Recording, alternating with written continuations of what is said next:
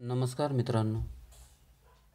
आपण पाठीमागच्या तासामध्ये अपसामान्य मानसशास्त्र म्हणजे काय याबद्दलचा अभ्यास केला होता.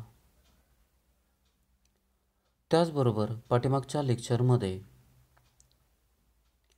आपण अपसामान्य मानसशास्त्राचा सिलेबस अभ्यासक्रम काय आहे हे आपण समजून घेत होतो. हा सिलेबस समजून घेत असताना त्यातील पहिला जो चॅप्टर आहे तो चॅप्टर आपण समजून घेतलेला आहे. त्यानंतर आपण अपसामान्य मानसशास्त्रातील दुसऱ्या चॅप्टरला किंवा दुसऱ्या प्रकरणाला सुरुवात करणार आहोत. सुरुवात याचाच अर्थ आपण त्या चॅप्टरमध्ये कोणकोणत्या संकल्पनेचा अभ्यास करणार आहोत याबद्दल थोडक्यात आढावा घेणार आहोत. तर अपसामान्य मानसशास्त्राचं युनिट सेकंड आहे, त्याचं नाव आहे सायकोटिक डिसऑर्डर. थोडक्यात याला मराठीमध्ये चित्तविकृती किंवा मनाच्या संबंधित जे आजार आहेत त्या आजाराचा अभ्यास आपल्याला या ठिकाणी करायचा आहे.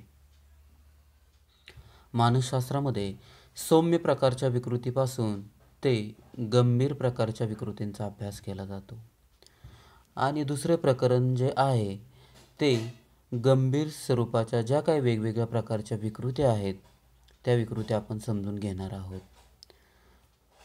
त्यात 2.1 मध्ये आपण स्किझोफ्रेनिया यालाच मराठीमध्ये छिन्न मनस्कता असे म्हटले जातं. छिन्न मनस्कता याची व्याख्या तसेच छिन्न मनस्कता याचे सकारात्मक आणि नकारात्मक लक्षणे कोणकोणती आहेत याबद्दलचा अभ्यास आपण 2.1 मध्ये करणार आहोत. त्यानंतर 2.2 मध्ये टाईप ऑफ स्किझोफ्रेनिया किंवा छिन्न मनस्कतेचे वेगवेगळे प्रकार याचा अभ्यास आपण करणार आहोत. या प्रकार पाहत असताना छिन्न मनस्कतेचे एकूण आत्तापर्यंत 5 प्रकार आहेत आणि त्या 5 प्रकारांचा अभ्यास आपल्याला 2.2 मध्ये करायचा आहे. उदाहरण घ्यायचं म्हटलं तर पहिला जो प्रकार आहे तो आहे संशयी किंवा संभ्रांतीजन्य स्किझोफ्रेनिया किंवा छिन्न मनस्कता. याला इंग्लिशमध्ये पॅरानॉइड स्किझोफ्रेनिया म्हटलं जातं. त्यानंतर विसंघटित छिन्न मनस्कता, ताण अवरुद्ध किंवा कॅटेटॉनिक स्किझोफ्रेनिया, अविभेदित स्किझोफ्रेनिया, अवशिष्ट स्किझोफ्रेनिया हे प्रकार आपण पाहणार आहोत. त्याची लक्षणे, त्याची कारणमीमांसा, त्याची कारणे आणि त्यावरती उपाय याचा उहापोह आपल्याला 2.2 मध्ये करायचा आहे. त्यानंतर एकंदरीत वरती आपण जे काय प्रकार बघणार आहोत हे प्रकार का निर्माण होतात, त्याला कोणकोणते दृष्टिकोन जबाबदार आहेत याबद्दलची माहिती आपण 2.3 मध्ये घेणार आहोत. आणि दुसऱ्या चॅप्टरमधील शेवटचा पॉईंट म्हणजे other type of psychotic disorder. फक्त स्किझोफ्रेनिया हाच गंभीर प्रकारचा आजार नाही तर त्याच्या संबंधित असणारे इतरही काही आजार आहेत. त्या आजारांचा अभ्यास आपण 2.4 मध्ये करणार आहोत. उदाहरण घ्यायचं झालं तर ब्रीफ सायकोटिक डिसऑर्डर, स्किझोफ्रेनिफॉर्म डिसऑर्डर असे काही इतरही प्रकार आहेत चित्तविकृतीचे, त्याचा अभ्यास आपण 2.4 मध्ये करणार आहोत. अशा पद्धतीचा अपसामान्य मानसशास्त्रामधील दुसरा प्रकरण आहे. त्यानंतर अपसामान्य मानसशास्त्रातील तिसरं प्रकरण म्हणजे मूड डिसऑर्डर, याला मराठीमध्ये भावविकृती असे म्हटले जाते.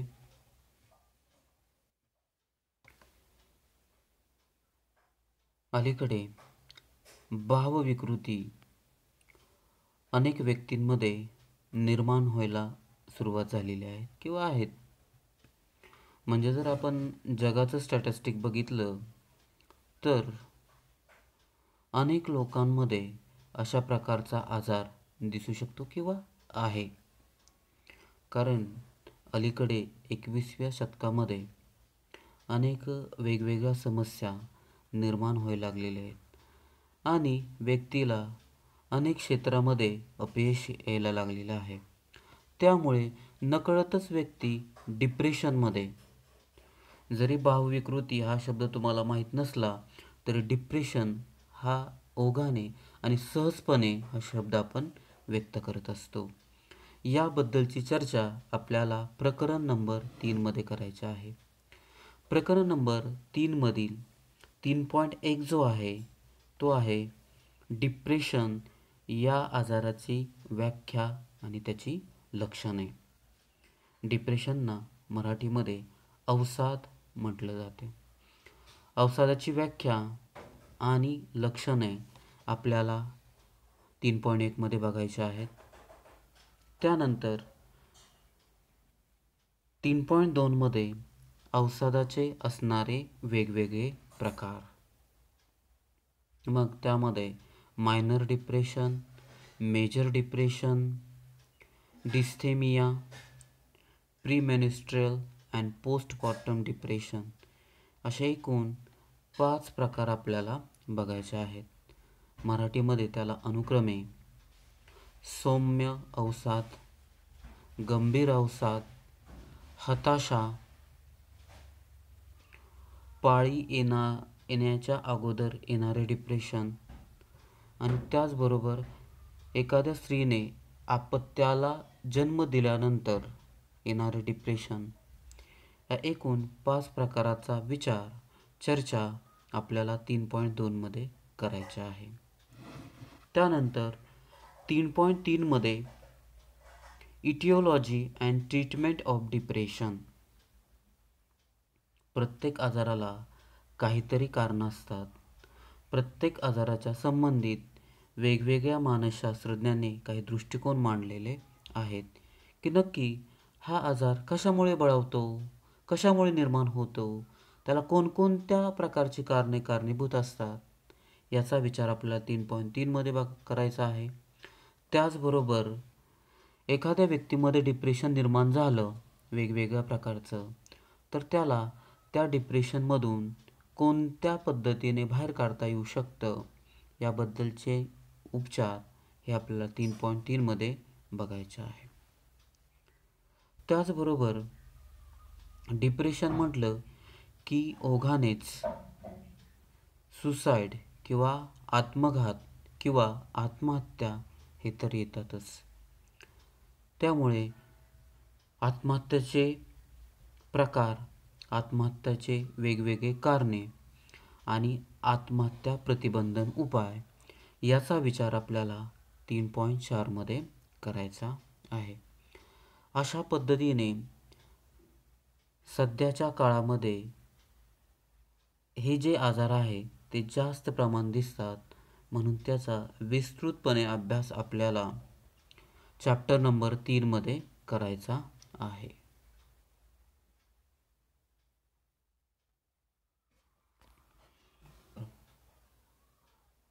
अपसामान्य मानसशास्त्र या विषयातील शेवटचा चॅप्टर किंवा 4था चॅप्टर, एन्झायटी डिसऑर्डर, OCD आणि स्ट्रेस डिसऑर्डर.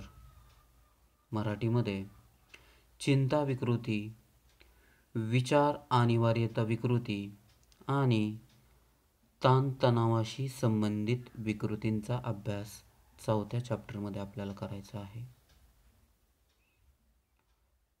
4थ्या चॅप्टरमधील पहिला जो पॉईंट आहे तो आहे चिंता विकृतीची व्याख्या आणि लक्षणे. याचा अभ्यास आपण 4.1 मध्ये करणार आहोत. त्यानंतर 4.2मध्ये चिंता विकृतीचे जे काही वेगवेगळे प्रकार आहेत त्या प्रकारांचा अभ्यास आपण 4.2मध्ये करणार आहोत. त्यामध्ये प्रकार दिलेले आहेत. जनरलाइज अँझायटी डिसऑर्डर म्हणजेच सर्वसामान्य चिंता विकृती. फोबिया म्हणजे दुर्भीती, भीतीचं अतिरिक्त स्वरूप आणि त्या प्रकारांचा अभ्यास आपण फोबियामध्ये करणार आहोत. उदाहरणार्थ, काही व्यक्तींना उंच जागेची भीती असते, काही व्यक्तींना काही वस्तूंची भीती असते, काही व्यक्तींना सरपटणाऱ्या प्राण्यांची भीती असते, तर काही व्यक्तींना बंदिस्त जागेची भीती असते. हे जे दुर्भीतीचे वेगवेगळे प्रकार आहेत याचा अभ्यास आपण फोबिया किंवा दुर्भीती या प्रकारात बघणार आहोत. त्यानंतर पॅनिक डिसऑर्डर किंवा आतंकित विकृती किंवा अतितीव्र भीती विकृतींचा अभ्यास आपण पॅनिक डिसऑर्डरमध्ये करणार आहोत. त्यानंतर अलीकडे सर्रास पाहायला मिळणारी जी विकृती आहे OCD, ऑब्सेसिव्ह कंपल्सिव्ह डिसऑर्डर, मराठीमध्ये याला विचार कृती अनिवार्यता विकृती म्हटले जातं.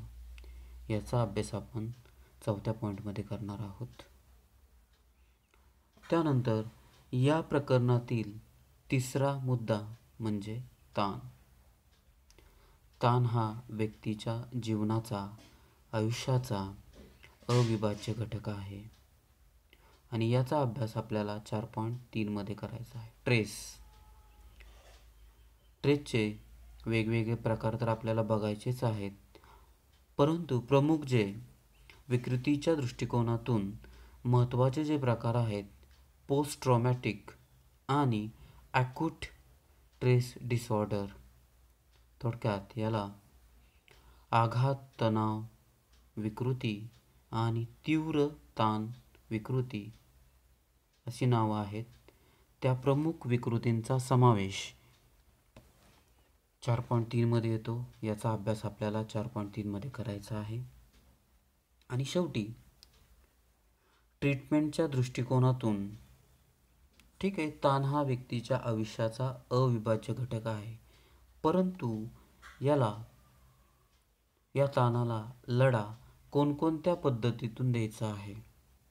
कोपिंग विथ स्ट्रेस, त्यासाठी प्रिव्हेन्शन घटक कोणते आहेत, कोणत्या टेक्निक आहेत, याचा अभ्यास आपण 4.4मध्ये करणार आहोत.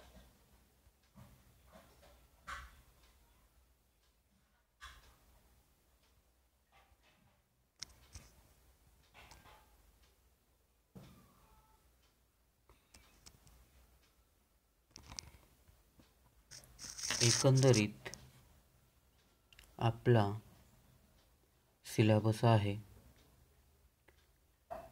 म्हणजे थोडक्यात चॅप्टर नंबर 1मध्ये आपल्याला अपसामान्य मानसशास्त्राची प्रस्तावना पाहिजे आहे, त्याची ओळख करून घ्यायची आहे. दुसऱ्या चॅप्टरमध्ये मानसशास्त्रामध्ये जे काही गंभीर प्रकारचे आजार आहेत त्याचा आपल्याला अभ्यास करायचा आहे. त्यानंतर चॅप्टर नंबर 3मध्ये दैनंदिन जीवन जगत असताना जे काय वेगवेगळ्या प्रकारचे आजार सर्वसामान्य व्यक्तीमध्येही निर्माण होतात आणि ते बरेही होऊ शकतात, याचा अभ्यास आपल्याला 3ऱ्या व 4थ्या चॅप्टरमध्ये करायचा आहे. सिलेबस समजून घेत असताना काही अडचणी असल्या तरीही तुम्ही मला विचारू शकता. धन्यवाद.